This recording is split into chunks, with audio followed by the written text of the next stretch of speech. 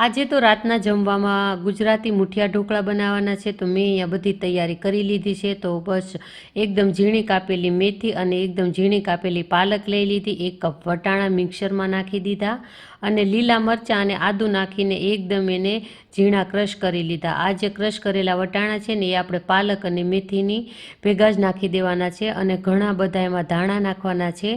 1 cup જુવારનો લોટ, 1 cup મકાઈનો લોટ, 1 cup બેસનનો લોટ અને 1 cup આપણે ભાખરીનો લોટ લેવાનો છે। તો અહીંયા બધા મસાલા જે છે ને ચડિયાતા નાખવાના છે, તો ખાંડ, લીંબુ, મીઠું, ધાણા જીરું પાવડર, મરચું પાવડર, લીંબુ અહીંયા મેં 2 નાખી દીધા છે અને બધા મસાલા છે ને એ સળિયાતા હશે ને તો જ આપણા મુઠિયા ઢોકળા છે ને એ એકદમ સ્વાદિષ્ટ લાગશે। તો બસ અહીંયા મેં બધા મસાલા નાખી દીધા રેગ્યુલર, ખાંડ, મીઠું નાખી દીધું અને છેલ્લે મેં એમાં નાખી દીધો છે બેકિંગ સોડા, જે આપણે ભજીયામાં નાખીએ છીએ ને એ।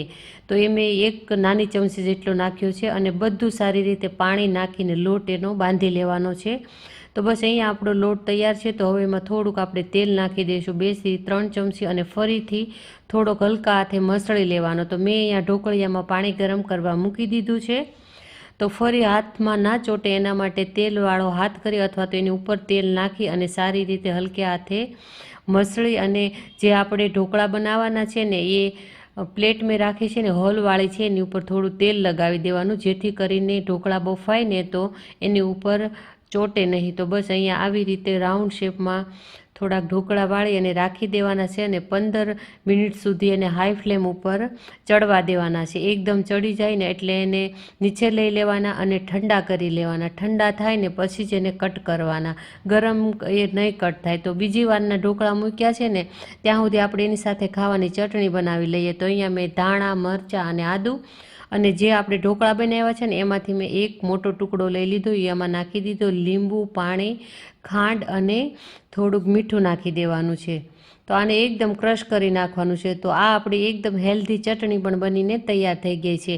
તો આ મુઠિયા ઢોકળા ખાવામાં બહુ જ હેલ્ધી પણ છે, સાથે સાથે ટેસ્ટી અને સ્વાદિષ્ટ પણ છે અને એની સાથે મેં જે ચટણી બનાવી છે ને એ પણ સરસ બની છે। તમે એકવાર જરૂરથી ટ્રાય કરજો।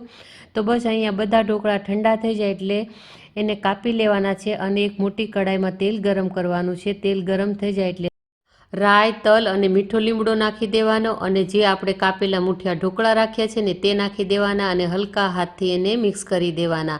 તો અહીંયા આપણા હેલ્ધી અને ટેસ્ટી મુઠિયા ઢોકળા બનીને તૈયાર છે। વિડીયો ગમ્યો હોય તો લાઇક, શેર અને સબસ્ક્રાઈબ કરવાનું ના ભૂલતા।